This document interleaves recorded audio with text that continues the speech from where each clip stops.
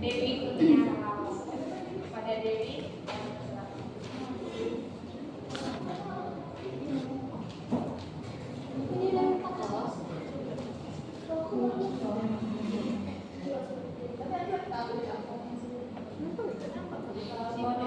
Minta waktunya sebentar teman-teman. Sini saya akan menjelaskan akuntansi pajak penghasilan berdasarkan tarif tersangka nomor 46.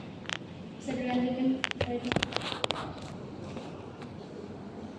Nanti di bab ini kami akan menjelaskan definisi, terus yang kedua pengakuan, yang ketiga pengukuran, dan yang terakhir itu bagaimana penyajiannya dalam PSAK 46. Sebelum kita mengetahui atau mengulik lagi lebih dalam, kita harus mengetahui apa itu PSAK 46 dan apa saja yang diatur dalam PSAK ini. Jadi di PSAK ini, melalui PSAK 46 yang ada tentang akuntansi pajak penghasilan, yaitu bagaimana perusahaan mengakui, mengukur, menyajikan, dan mengungkapkan pajak dalam laporan keuangan. Di PSAK 46 ini, mereka berbeda cara perhitungan laba menurut akuntansi dan juga perpajakan. Kalau dalam segi PSAK, itu perbedaannya disebut dengan temporer yang menghasilkan pajak kini atau dibayar sekarang, dan pajak tanggungan yang dibayar atau dikembalikan di masa depan. Jadi dengan kata lain, PSAK 46 ini membuat pajak penghasilan menjadi lebih transparan, konsisten di laporan keuangan, sehingga investor, kreditur, dan pihak lain bisa melihat seberapa besar beban pajak perusahaan secara kini maupun di masa yang akan datang. Terus apa sih tujuan dari PSAK 46? Teman-teman bisa baca. Saya akan bantu membacanya. Jika tidak bisa dibaca, tidak dilihat. Yang pertama, beban pajak dicatat sesuai dengan laba akuntansi. Yang kedua, dampak pajak masa kini dan masa depan dapat terlihat dalam laporan keuangan. Yang ketiga, perusahaan dapat menunjukkan kewajiban dan manfaat pajak secara wajar. Bisa dilanjutkan. Kemudian kita akan mengetahui apa itu pajak kini dan apa itu pajak tangguhan, karena ini baru pertama kali juga kita bahas di PSAK 46. Jadi diharapkan teman-teman juga bisa memahami pajak kini dan pajak tangguhan. Jadi pajak kini itu adalah jumlah pajak penghasilan yang harus dibayar ke perusahaan berdasarkan laba fiskal pada periode berjalan sesuai dengan ketentuan perpajakan. Dalam PSAK 46 dijelaskan bahwa perusahaan wajib mengakui dua, yaitu liabilitas pajak kini apabila masih terdapat pajak yang belum dibayar. Terus pajak kini apabila perusahaan mengalami lebih bayar pajak atau memiliki hak restitusi pajak. Artinya, ketika perusahaan memperoleh laba dan memiliki kewajiban pajak, maka beban pajak tersebut harus langsung dicatat pada periode terjadinya agar laporan keuangan mencerminkan kondisi yang sebenarnya. Terus kita akan membahas pajak tanggungan. Selain pajak kini, di PSAK 46 juga ada yang mengatakan, yaitu perbedaan antara pencatatan menurut standar akuntansi dengan ketentuan perpajakan. Berarti ini dengan kata lain, pencatatan dalam standar PSAK dan perpajakan itu berbeda, yang nantinya akan berbalik di masa depan. Perbedaan ini biasanya terjadi karena ada 5 yang membedakan mereka, yaitu metode penyusutan yang berbeda, yang kedua pengakuan pendapatan, yang ketiga cadangan kerugian piutang, keempat imbalan kerja, dan yang terakhir transaksi lainnya. Selanjutnya akan dibahas oleh teman saya, Sisririn Olive. Baik, selanjutnya ada perbedaan temporer dan pengakuan aset pajak tanggungan. Untuk perbedaan temporer itu adalah selisih antara nilai tercatat aset atau liabilitas menurut akuntansi dengan dasar pengenaan pajaknya menurut fiskal. Perbedaan temporer dibagi menjadi dua, yaitu perbedaan temporer prapajak dan yang dapat dikurangkan. Perbedaan yang menyebabkan laba fiskal di masa depan menjadi lebih besar sehingga menimbulkan liabilitas pajak tanggungan. Sedangkan untuk yang dapat dikurangkan yaitu perbedaan yang menyebabkan laba fiskal di masa depan menjadi lebih kecil sehingga menimbulkan aset pajak tangguhan. Selanjutnya ada pengakuan aset pajak tangguhan.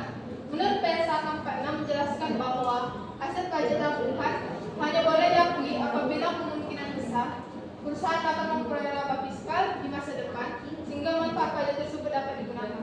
Artinya, jika perusahaan diperkirakan terus merugi dan tidak dapat memanfaatkan pengurangan pajak di masa depan, maka aset pajak tangguhan tidak boleh diakui terlalu besar.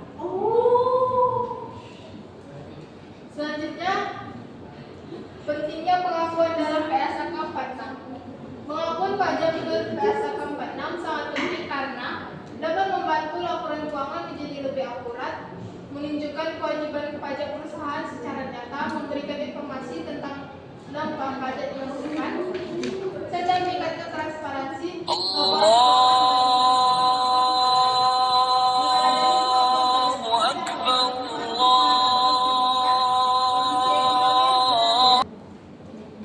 Selanjutnya ada pengakuan dalam PSAK 46. Yang pertama ada pengakuan pajak kini. Perusahaan harus mengakui utang pajak apabila pajak belum dibayar, aset pajak apabila terjadi lebih bayar pajak, untuk penjualan saling catat beban pajaknya itu beban pajak penghasilan pada utang pajak penghasilan. Kemudian ada pengakuan pajak tangguhan. Pengakuan pajak tangguhan diakui apabila terdapat perbedaan temporer kena pajak serta perbedaan temporer dapat dikurangkan. Perbedaan temporer yaitu selisih nilai tercatat aset atau liabilitas menurut akuntansi dengan dasar pengenaan pajaknya. Selanjutnya akan dibahas oleh Siski. Baiklah teman-teman, saya akan melanjutkan presentasi kelompok kami, yaitu mengenai pengukuran PSAK 46.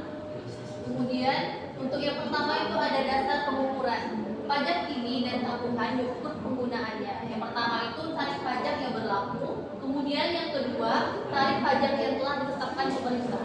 Pengukuran pajak ini menggunakan laba fiskal tahun berjalan. Untuk rumusnya, pajak ini sama dengan laba fiskal dikali tarif pajak. Kemudian untuk yang kedua yaitu pengukuran pajak.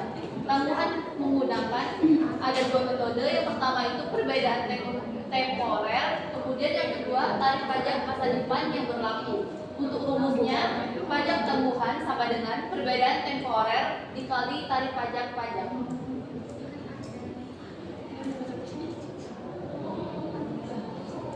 Kemudian untuk penyajian dalam laporan keuangan ada 3 cara.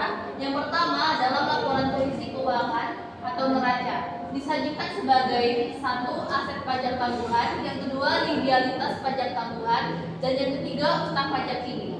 Kemudian untuk yang kedua dalam laporan laba rugi disajikan sebagai beban pajak kini atau beban atau manfaat pajak tangguhan. Kemudian yang ketiga dalam catatan atas laporan keuangan atau CALK, yaitu perusahaan harus mengungkapkan rekonsiliasi fiskal, tarif pajak, rincian pajak, tangguhan dasar perhitungan pajak.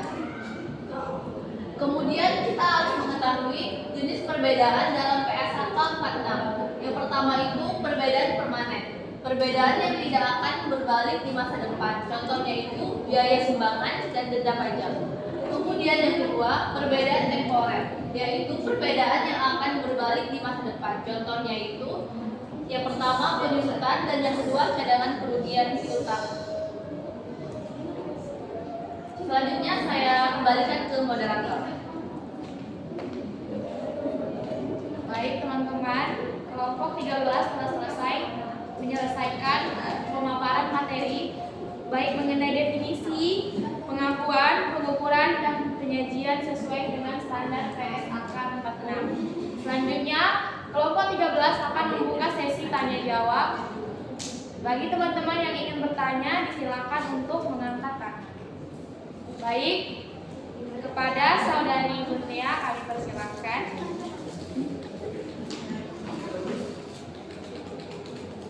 Baik, terima kasih. Di sini saya akan bertanya tentang pajak tangguhan. Mengapa perusahaan harus mengakui pajak tangguhan, padahal pajak tersebut belum benar-benar dibayar? Terima kasih.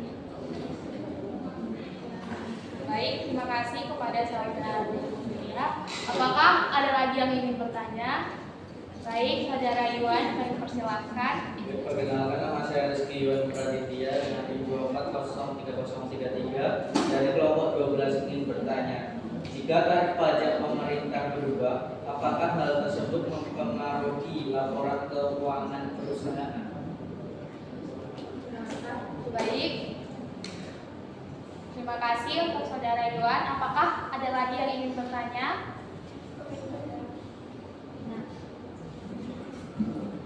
Baik, kepada saudari Rizka, kami persilahkan.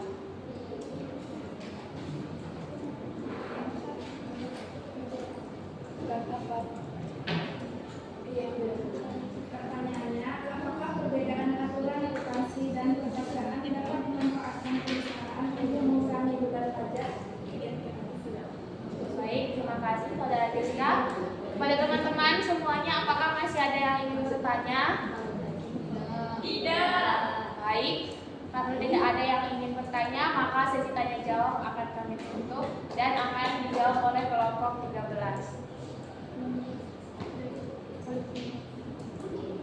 Baik, saya akan menjawab pertanyaan dari Monia. Mengapa perusahaan harus mengakui pajak tanggungan, padahal pajak tersebut belum benar-benar dibayar? Jawabannya itu karena laporan keuangan tidak hanya menunjukkan kondisi saat ini, tetapi juga dampak ekonomi di masa depan. Pajak tanggungan membantu perusahaan memperlihatkan bahwa ada kewajiban atau manfaat pajak yang akan muncul di periode berikutnya akibat perbedaan pencatatan akuntansi dan fiskal. Dengan begitu, laporan keuangan menjadi lebih realistis dan tidak menyesatkan penggunaan laporan. Baik, apakah saudara Munia puas dengan jawaban kelompok 13? Sangat Puas. Baik, selanjutnya pertanyaan selanjutnya akan dijawab oleh saudari Lili.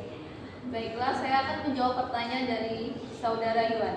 Untuk pertanyaannya yaitu, jika tarif pajak pemerintah berubah, apakah hal tersebut mempengaruhi laporan keuangan perusahaan? Jawabannya ya, karena perubahan tarif pajak akan mempengaruhi perhitungan pajak ini dan terutama pajak tangguhan. Kemudian, aset dan liabilitas pajak tangguhan dihitung menggunakan tarif pajak yang berlaku. Maka ketika tarif berubah, perusahaan harus menyesuaikan kembali nilai pajak tangguhan tersebut. Kemudian, hal ini dapat menyebabkan laba perubahan naik atau turun pada periode tersebut. Baik, apakah saudara Iwan sudah cukup dengan jawaban kelompok 13? Pertanyaan selanjutnya akan dijawab oleh saudari Dewi. Terima kasih moderator untuk kesempatannya. Saya akan menjawab pertanyaan dari saudari Rizka. Untuk sudah jelas dari pertanyaan juga kepada kami. Jadi jawabannya itu mengapa bisa berbeda antara PSAK dengan perpajakan itu.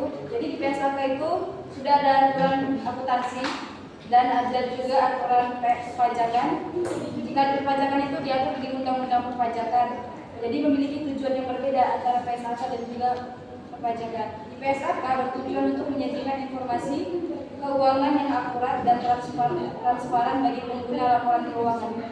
Jadi kalau dia pajak PSAK, objeknya itu lebih ke investor. Tapi kalau dia pajak, dia lebih ke objeknya itu terhadap negara. Jadi kalau dia aturan pajak bertujuan untuk mengumpulkan pendapatan negara sesuai ketentuan pemerintah. Jadi inilah yang menunjukkan apa yang disebut beda tetap dan beda waktu dalam PSAK 46.